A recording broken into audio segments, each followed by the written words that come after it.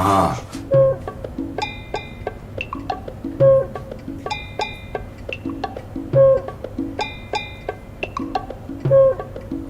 Чей это ребенок? Мой. Вот я же говорила, только наоборот. Это ее сын, а это сын Айгуль. Да ничего подобного. Это моя дочка. Дочка? Да. А зачем же вы девочку назвали Салимжан? Разве девочкам это имя тоже подходит?